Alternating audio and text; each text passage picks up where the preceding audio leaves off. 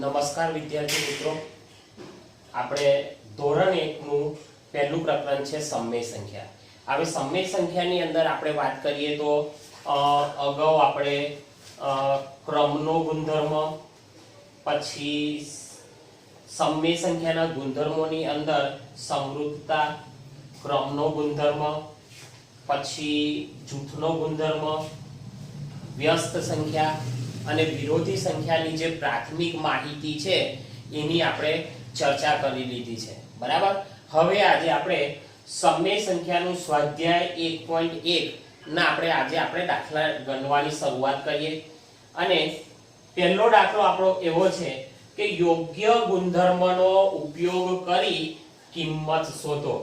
યોગ્ય ગુણધર્મનો ઉપયોગ કરી કિંમત શોધો। આપણો પહેલો દાખલો છે ઓછા 2/3 ગુણ્યા 3/5 વત્તા 5/2 ઓછા 3/5 ગુણ્યા 1/6, બરાબર છે। હવે આ દાખલાની ગણતરી કરતા પહેલા જો ઘણા બાળકો નવા જોડાયા હોય તો આપણે એમને કહી દઈએ કે ભાઈ સમય સંખ્યાની અંદર કઈ કઈ સંખ્યાઓનો સમાવેશ થાય છે। તો સમય સંખ્યાઓની વાત કરીએ તો સમય સંખ્યાની અંદર ધન પૂર્ણાંક, ઋણ પૂર્ણાંક, શૂન્ય, બરાબર, પછી અપૂર્ણાંક આ બધી સંખ્યાઓનો સમાવેશ સમય સંખ્યાની અંદર થાય છે, બરાબર છે। તો આજે આપણે પહેલા દાખલાની ગણતરી કરીએ તો કે ઓછા 2/3 ગુણ્યા 3/5 વત્તા 5/2 ઓછા 3/5 ગુણ્યા 1/6, બરાબર। હવે આની અંદર આપણે જોઈએ તો કે આની અંદરથી અહીં સરવાળાની નિશાની છે, તો સરવાળાની આ બાજુ 3/5 છે પણ વચ્ચે 5/2 છે। તો આપણે એવું કરીએ કે આખું જે પદ છે એનો ક્રમ બદલી નાખીએ, બરાબર છે। એટલે આ જે પદ છે, આ પદ છે એને આપણે આગળ લાવી દઈએ, 5/2 ને આપણે પાછળ લઈ જઈએ, તો ઓછા 2/3 ગુણ્યા 3/5। હવે આખું પદનો આપણે ક્રમ બદલી નાખીએ, બરાબર। તો 3/5 અને 1/6 બરાબરની આ બાજુ વાળું આપણે આ બાજુ લઈએ, એટલે ઓછા 3/5 ગુણ્યા 1/6, બરાબર। આ શું વધ્યું તો કે વત્તા 5/2 એને આપણે પાછળ લખી દઈએ, અને ક્રમ બદલવાથી એના જવાબમાં કોઈ ફેરફાર થતો નથી, બરાબર। હવે તમે જો અહીં પણ 3/5 છે, અહીં પણ 3/5 છે। હવે 3/5 ને આપણે શું કરીએ, સામાન્ય કાઢ લઈએ, તો 3/5 તો કૌંસમાં શું વધશે, અહીંથી 3/5 ની ઓછા 2/3 ઓછા અહીંથી 3/5 આપણે બહાર કાઢી લીધા, અહીં શું વધ્યો 1/6 વત્તા છેલ્લે 5/2, બરાબર છે। આટલી સમજ પડી ગઈ। હવે તમે જુઓ આની અંદર બાદબાકી ઓછાની નિશાની છે, પણ આનો લસા તમે જુઓ, આના છેદ જુઓ તો અલગ અલગ છે। તો આપણે શું કરીએ, પહેલા છેદ સરખા કરી દઈએ। છેદ સરખા કરવા માટે લસા લેવો પડે, પરંતુ આપણે અહીં જોઈએ તો 3 નો ઘડિયો 2 સુધી બોલશું તો 6 આવશે, 3 દુના 6, નીચે 2 વડે ગુણો તો ઉપર પણ 2 વડે ગુણો, તો 3/5 કૌંસમાં 2 વડે ગુણીએ તો 3 ગુણ્યા 2 ઓછા 2 ગુણ્યા 2 ઓછા 1/6 વત્તા 5/2, બરાબર છે। હવે જુઓ તમે 3/5 2 દુના 4 ઓછા 4 છેદમાં 6 અને ઓછા 1/6। તમે જોઈ શકો છો કે બંનેના છેદ કેવા થઈ ગયા છે, સરખા, વત્તા આપણને આપેલું છે 5/2, બરાબર છે। હવે તમે જુઓ કે ઓછા 4 અને ઓછા 1, તો આપણને ખબર છે ઓછા ઓછા વત્તા, અને મોટી સંખ્યા આગળ આની નિશાની છે ઓછાની, તો આપણો જવાબ શું આવશે 3/5 કૌંસમાં ઓછા 5/6 વત્તા 5/2, બરાબર છે। હવે આ બેની વચ્ચે ગુણાકારનો સંબંધ છે, એટલે 3 પંચમાંશ ગુણ્યા ઓછા 5 છઠ્ઠાંશ વત્તા 5 દૂત્યાંશ બરાબર। અહીં જો આ 5 ગયા, આ 5 ગયા, 3 દુના 6, તો શું વધ્યું? ઉપર કઈ ના વધ્યું એટલે ઉપર કઈ ના વધે એટલે 1 ઓછા 1/2 વત્તા 5 દૂત્યાંશ બરાબર। હવે તમે જુઓ 5 માંથી ઓછા 1 બાદ કરો, 5 માંથી ઓછા 1 બાદ કરો તો કેટલા વધશે? 4। કેટલા વધશે? 4। અને નીચે કેટલા છે? 2। કારણ કે 5 માંથી 1 બાદ કરીએ તો 4 કેમ આવશે? કારણ કે મોટી સંખ્યા આગળ શાની નિશાની છે? વત્તાની નિશાની છે, એટલે અહીંથી જાય 2 દુના 4, તો આપણો જવાબ કેટલો આવશે? 2 બરાબર છે। એ જ રીતે દાખલા નંબર 2, 2 પંચમાંશ ગુણ્યા ઓછા 3 સપ્તમાંશ માઈનસ 1 છઠ્ઠાંશ ગુણ્યા 3 દૂત્યાંશ વત્તા 1 ચૌદાંશ ગુણ્યા 2 પંચમાંશ, આવો એક દાખલો આપેલો છે। હવે તમે જુઓ કે આની અંદર અહીં 2 પંચમાંશ છે અને અહીં 2 પંચમાંશ છે, 2 પંચમાંશ આપણે સામાન્ય નીકળશે બરાબર છે। તો એની પહેલા આપણે એવું કરી દઈએ, અહીં ભાગ ઉડાડી દઈએ, જો 3 દુના 6 બરાબર, તો ઓછા 1 ના છેદમાં 2 દુના 4, 1 ચતુર્થાંશ થશે, એટલે 2 પંચમાંશ ગુણ્યા ઓછા 3 સપ્તમાંશ ઓછા 1 ચતુર્થાંશ વત્તા 1/14 ગુણ્યા 2 પંચમાંશ બરાબર છે। હવે આપણે આ છેદ સામાન્ય કાઢવા માટે આ જે પદ છે એ પદને આખું ને આખું આપણે એનો ક્રમ બદલી નાખીએ તો શું થશે? 2 પંચમાંશ ગુણ્યા ઓછા 3 સપ્તમાંશ, પછી આ પદને આગળ લઈ આવો, વત્તા 1/14 ગુણ્યા 2 પંચમાંશ ઓછા 1 ચતુર્થાંશ। આ 1 ચતુર્થાંશનો આપણે શું કર્યો? એનો ક્રમ બદલી નાખ્યો। હવે તમે આ 2 પંચમાંશ, અહીં પણ 2 પંચમાંશ, અહીં વત્તાની નિશાની, 2 પંચમાંશ આપણે શું કરીએ? સામાન્ય કાઢ લઈએ, તો અંદર શું વધશે? તો કે ઓછા 3 સપ્તમાંશ વત્તા 1/14 બરાબર, ગુણ્યા માઈનસ 1 ચતુર્થાંશ, આવું પદ આપણને મળશે। પણ તમે અહીં જુઓ કઈ છેદ 14 છે, અહીં છેદ 7 છે, તો આપણે છેદ સરખો કરવા માટે શું કરીએ? 7 નો ઘડિયો 2 સુધી, એટલે 7 ને 2 વડે ગુણીએ બરાબર।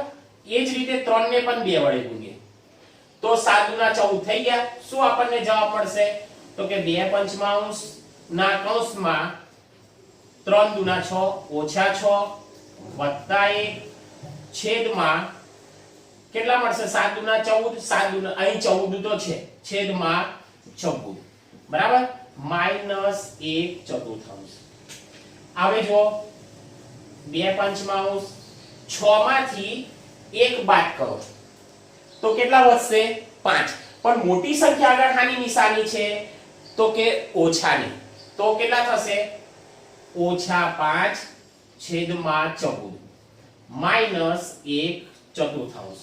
હવે આ બેની વચ્ચે ગુણાકારનો સંબંધ છે, એટલે 2 પંચમાંશ ગુણ્યા ઓછા 5/14 માઈનસ 1 ચતુર્થાંશ બરાબર છે। હવે તમે જુઓ આ 5 ગયા, આ 5 ગયા, 2 સતા 14, તો શું વધ્યું? તો કે માઈનસ 1 સપ્તમાંશ ઓછા 1 ચતુર્થાંશ, શું વધ્યું? માઈનસ 1 સપ્તમાંશ ઓછા 1 ચતુર્થાંશ। હવે તમે જુઓ 7 અને 4 છે, તો બંનેના છેદ સરખા નથી, તો છેદ સરખા કરવા માટે આપણે શું કરવો પડે? લસા લેવો પડે, અથવા આપણે ઘડિયો બોલવો પડે કે આ ઘડિયાની અંદર તો કે 7 ચોક 28, 4 સતા 28, અથવા એનો ચોકડી ગુણાકાર કરો, 4 ને 1 વડે ગુણો 7, 7 ચોક 28, આ રીતે કરશો તો પણ ચાલશે। પણ આપણે જોઈએ એનો લસા કઈ રીતે લેવાય છે। 7 અને 4 બે ભાગ ચાલો, 2 દુના 4, 7 ના 7 2 એકુ 2 7 ના 7 7 એકુ 7 તો તમે લસા જો 2 ગુણ્યા 2 ગુણ્યા 7 બરાબર 7 દુના 14 દુના 28 લસા કેટલો આવ્યો આપણો 28 બરાબર છે તો અહીં તમે જુઓ ઓછા 1 સતમાઉસ 4 વડે ગુણીએ ઉપર પણ 4 વડે ઓછા 1 4 ને 7 વડે ગુણો તો ઉપર પણ 7 વડે બરાબર છે હવે તમે જોઈ શકો છો કે 1 ચોકુ 4 1 ચોકુ 4 છેદમાં 7 ચોક 28 ઓછા 7 એકુ 7 છેદમાં 28 હવે ઓછા અને ઓછા ઓછા ઓછા વત્તા તો 7 ને 4 કેટલા થઈ ગયા તો કે 11 પણ મોટી સંખ્યા આગળ આની નિશાની ઓછાની એટલે ઓછા 11 ના છેદમાં 28 બરાબર એટલે આ રીતે બંને દાખલા ગણાય છે યોગ્ય ગુણધર્મનો ઉપયોગ કરીને આપણે આની અંદર ક્રમના ગુણધર્મનો ઉપયોગ કરીને આપણે આ દાખલા બંને આપણે ગણ્યા છે જોઈ લો ચાલો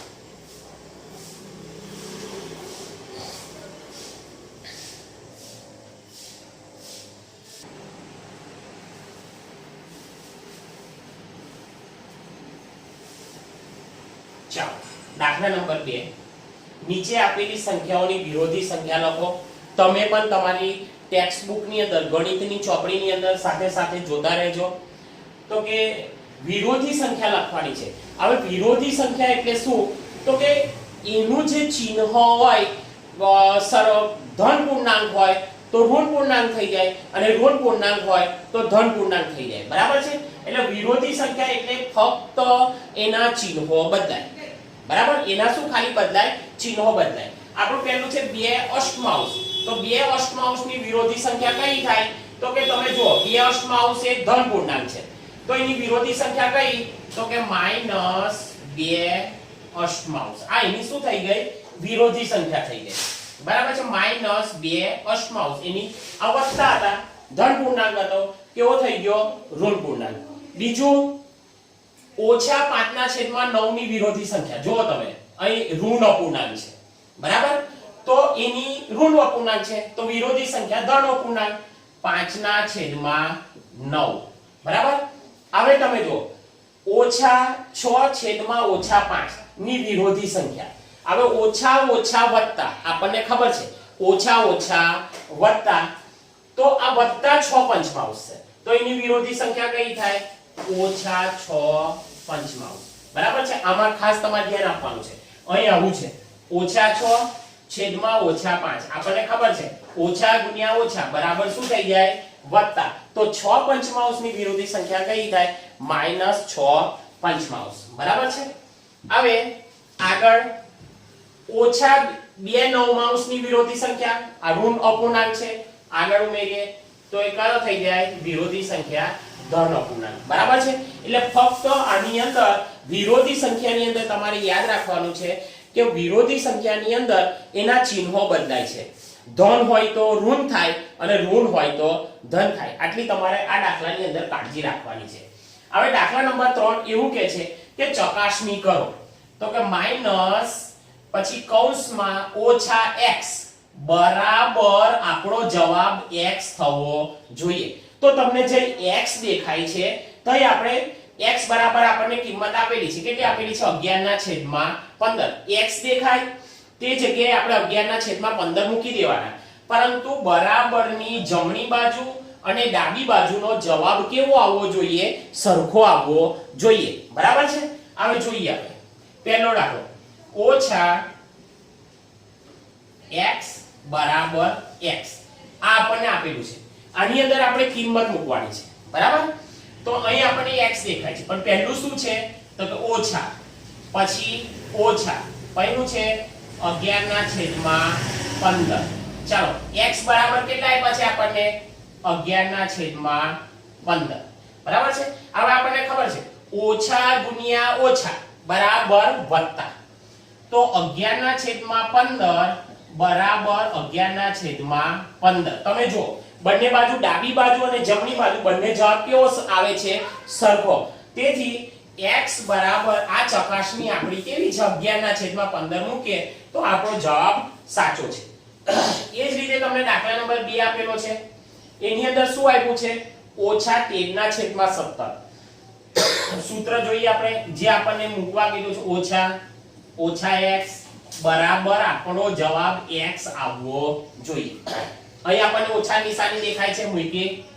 કૌંસમાં હાની નિશાની છે? ઓછાની, એ પણ આપણે મૂકી. હવે આપણે જોઈએ x ની કિંમત મૂકવાની. x ની કિંમત આપણને કેટલી આપી છે? -13/17 બરાબર x બરાબર કેટલા છે? x બરાબર તો -13/17. તો આ ડાબી બાજુનો જવાબ -13/17 આવવો જોઈએ. બરાબર. હવે તમે જો અહીં ઓછા છે, અહીં પણ ઓછા છે, એટલે ઓછા ગુણ્યા ઓછા એટલે વત્તા. બરાબર.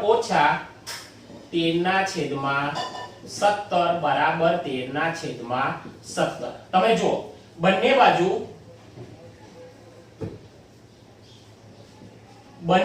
13/17 આવી ગયા, કારણ કે ઓછા ગુણ્યા ઓછા એટલે વત્તા થઈ ગયા. કૌંસની અંદર શું થઈ ગયું? તો કે 13/17 અને પણ બાજુ તો ઓછાની નિશાની હતી, એટલે -13/17 બરાબર 13/17. એટલે ડાબી બાજુ અને જમણી બાજુ બંનેનો જવાબ સરખો આવ્યો. એટલે આ આપણે ચકાસણી કરી લીધી, તો આ કિંમતો મૂકતા આ ચકાસણી આપણી કેવી છે? સાચી છે. બરાબર. જોઈ લો.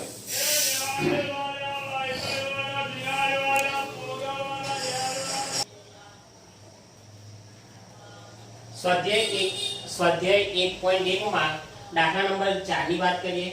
નીચે આપેલ સંખ્યાઓનો વ્યસ્ત શોધો.